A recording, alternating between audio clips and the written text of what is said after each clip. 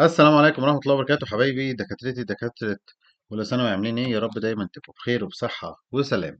ويك جديد هوم ورك جديد، تعالوا كده نسمي الله ونحل الهوم ورك بتاعنا مع بعض. نقول كده بسم الله الرحمن الرحيم. هنتكلم هنا على chapter 3 lesson 3 green hydrogen as a clean fuel energy source. طب تعال نشوف أول حاجة choose the correct answer. يقول لك what is the raw material used to produce green hydrogen by the electrolysis. هو نحددها لك. طالما هو بيتكلم على الالكتروليسيس يبقى انا عندي بالنسبه لي دي ميه على طول، يبقى ولا هي اويل ولا ناتشورال جاز ولا حتى الفحم، هي ووتر، يبقى الرايت انسر هي سي. وكويستشن نمبر 2 يقول لك the essential condition for producing green hydrogen is ايه؟ الكونديشن الوحيده اللي ممكن تبوظ الدنيا اللي ما تخليهوش حتى اسمه ما يبقاش جرين هيدروجين. وبالمناسبه هو جرين هيدروجين مش عشان لونه، ده ميتافوريكلي كده عشان خاطر ايه؟ ان هو نضيف خالص يعني. يبقى انا لازم استخدم renewable energy sources في electrolysis عندي. طيب question number 3 يقول لك which of the following organisms produce green hydrogen in the process of الفوتوسينثيز. هنا اتكلم على الفوتوسينثيز بروسيس، ما اتكلمش على الالكتروليسيس بروسيس عندي. حلو قوي كده، يبقى مين فيهم؟ الالجي، يبقى الرايت انسر هي بي. والquestion number 4 يقول لك one of the challenges associated with storing hydrogen in بص depleted gas field. دي تديك هنت على الانسر او في ايجيبت. حتى لو انت مش عارف احنا بنخزنه في مصر ازاي، يبقى انت على الاقل على الاقل لما تشوف الجاز فيلد عندي هتقول لي ده كان بيعمل ايه؟ كان بيطلع الهيدروجين سلفايد او الاتش 2 فيس جاز ده، وفلامبل بيولع ويولع في نفسه ويولع في الهيدروجين ويولع في اللي حواليه. يبقى تعالوا كده نقرا الانسر. فورميشن اوف هيدروجين سلفايد جاز صح. The hydrogen become chemically inactive لأ. difficulty في الترانسبورتيشن برضو لأ. lack of electricity مالناش دعوة بالكلام ده كله، يبقى right answer عندي هي ايه. و question number 5 يقول لك the difference between green hydrogen and gray hydrogen. احنا لسه قايلينها حالا. green ده نضيف، دنيته متظبطة وكل حاجة. طب وبعدين لو هو طالع من non renewable energy resource يبقى اسمه gray. طب يبقى green hydrogen produced using renewable energy ايوه. gray is the most expensive one طبعا لأ. الجرين emit اي كربون emissions طبعا لا. والجري generated by water لا. ده الجرين، يبقى الرايت انسر عندي هي ايه. طيب ممتاز. question number 6 يقول لك one of the advantages using algae ان الهيدروجين production is ايه الاستفادة اللي انا بستفادها لما اطلع الالجي دي اخدها واخليها تطلع لي هيدروجين ايه؟ هيدروجين جاز او هيدروجين as a source of ايه؟ renewable energy resources. طيب يبقى use في الايه؟ في الفوتوسينثيس بروسيس ايوه تمام. هاي افشنسي لا للاسف دي لو افشنسي وهاي كوست. طب نو نيد فلايت طبعا لا. يبقى الرايت انسر عندي هي ايه. فساعتها هي الفكره كلها ان انا بستخدم دي مكان ما استخدم الكهرباء، فبالتالي انا ما ببقاش محتاج انرجي كتيره، باخد السان لايت او الفوتوسينثيس بروسيس از سورس اوف انرجي فبتوفر عندي شويه. حلو قوي كده. تعال نشوف الالجي زي كلاميدومونس كان كونفيرت ووتر انتو ايه by using الفوتوسينثيس بروسيس. كده كده عارفين ان الفوتوسينثيس بروسيس على طول من غير ما افكر بتطلع لي اكسجين، فطالما بتطلع لي اكسجين يبقى عمرها ما هتطلع لي كربون دايوكسيد، يبقى دي غلط. طب حلو، يبقى انا محتار ما بين دي وما بين دي وما بين دي. طب انا الكلاميدوموناس دي شفتها فين قبل كده؟ شفتها في الجرين هيدروجين، يبقى لازم تكون بتطلع لي هيدروجين مع الاكسجين، يبقى الرايت انسر عندي هي سي. شوف حتى لو انت مش فاكر بالتفكير المنطقي هتعرف تحل وتجيب ان شاء الله باذن الله الفول مارك على طول. وquestion number 8 يقول لك which of the following species can produce hydrogen by process breaking down organic material into hydrogen and carbon dioxide in the absence of oxygen. وقلنا الابسنس اوف اوكسجين دي يبقى انا عندي الكوليستريديوم والانتيروباكتر بكتيريا، يبقى الرايت انسر هي ايه. طب نرجع كده للسؤال اللي فوق، وكان عندنا الكلاميدومونس كان لازم يبقى absence اوف ايه؟ كان absence اوف سلفر. الله ينور عليك وتمام. question number 9 يقول لك ايه؟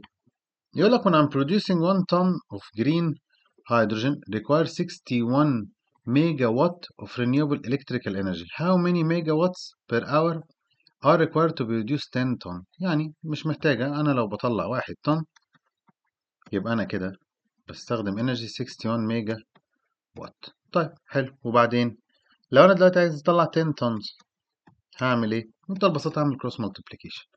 هعمل ده في ده على ده في ده، يبقى الاكس عندي هتبقى equal 61 multiply by 10 over 1 هتبقى equal 610 ميجا وات بير اور. حلو كده تمام. طب فين دي؟ هلاقيها هيبقى نمبر سي. طب بص كده على question number 10 which of the following chemical equation represent the production of hydrogen by breaking down organic material by Clostridium and Enterobacter. حلو قوي السؤال ده. السؤال ده حلو قوي قوي قوي قوي. ليه يا سيدي حلو؟ اول حاجه انا هبريك داون ايه؟ اورجانيك ماتر. طب في بوينت انا عارفها، انا هكسر اورجانيك ماتر عندي بالنسبه لي دلوقتي. تمام. طيب نروح ايه؟ هنكسره، محتاج حاجه تكسره، فيبقى هنشيل دي. تمام، ممتاز قوي. نبص بعد كده بايكولوستريديوم والانتيروباكتر بكتيريا، وهديكوا تريكايه هناخدها دلوقتي بس هنحتاجها قدام في الليسون اللي قبل الاخير في تشابتر 4، ودي لازم نتك عليها كده ونحطها في ستار كبيره بالنسبه لنا. اللي هي ايه يا سيدي؟ بص يا سيدي، هنخش ونشوف القصه دي. هتلاقي في الاخر ان انا بطلع ايه؟ باخد الجلوكوز مع الميه يديني اسيتيك اسيد مع هيدروجين مع كربون دايوكسيد. الرايت انسر عندي هي دي. ركزوا في القصة دي قوي عشان احنا هنتكلم قدام على حاجة اسمها هيدروليسيس. ايه الهيدروليسيس ده؟ بكسر شوية حاجات باستخدام المية. وهنتكلم كمان على حاجة تانية اسمها اسيدوفيليك بكتيريا.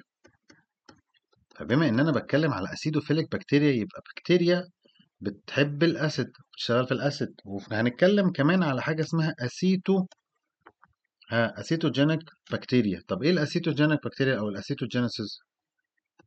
بكتيريا بتتفاعل بشكل ما مع الجلوكوز او اي مكان اللي بتتفاعل معاه وتطلع لي اسيتيك اسيد. يبقى ده ممكن يعمل ايه؟ ممكن يروح مدخل لي دول في الخلاط، يروح جايب لي الكوليستريديوم بكتيريا او الانتيروباكتر بكتيريا، لانها من الباي برودكت بتاعي بتطلع لي حاجه اسمها اسيتيك اسيد.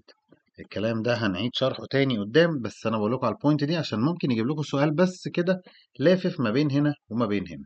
طيب حلو. يبقى كده عندي الام سي كيو او التشويس كويستشن خلصت. تعالوا بقى نحل الاس كويستشنز. والاس كويستشنز ايه يعني؟ انا كتبتها لكم بره عشان بس نوفر عليكم وقت الفيديو مع بعض.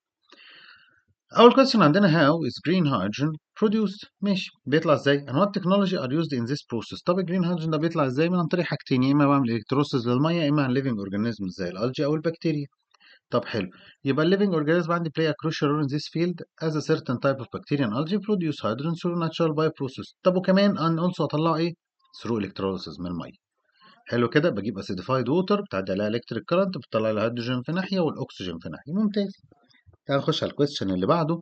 يقول لك compare the techniques of producing green hydrogen using electrolysis اول حاجه and biological methods تاني حاجه.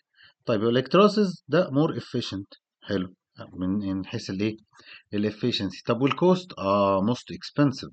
طب وبعدين هنا دي low efficient بس هي برضه عندها high cost بس اقل من الالكتروlysis يعتبر اغلى واحده فيهم. طيب question number 3 يقول لك why green hydrogen is considered a sustainable alternative to fossil fuel. يبقى أنا عايز هنا أتكلم على نقطة معينة.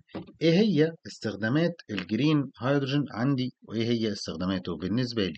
هقول إيه؟ أول حاجة because it can be used in transportation. أنا بستخدمه للعربيات زي ما قلنا في الهيدروجين باورد فيكل أو البابليك ترانسبورتيشن عندي، وفي الاندستري ممكن أستخدمه مكان الميثين تو ران اب إيه الفاكتوريز عندي. حلو أوي.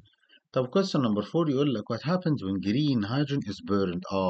السؤال ده فيه تريكة لذيذة قوي. هتقول له والله water vapor وانرجي خرجت، هتقول لك تمام زي الفل. او ممكن تعمل له حركة اصيع شوية، تكتب له الكلمتين دول وتيجي بعد كده تعمل له الايكويشن ان انا لما باجي اولع فيه اي حاجة burned لازم من ايه؟ presence of oxygen، وتروح عامل لي بالانس المعادلة كده وتكتب لي هنا plus energy، تطلع لي معاه انرجي بره وتبقى الدنيا معاك زي الفل. طب question number 5 يقول لك what's the main challenge in producing green hydrogen. هما الثلاث حاجات اللي عندنا: high production cost limited renewable energy وكمان difficulty ايه to store. حلو كده؟ تمام زي الفل. وبكده دكاترتي يكون عندي الويك ده خلص على خير. اتمنى يا رب دايما اشوفكم بكل خير وصحة وسلام. سلام عليكم.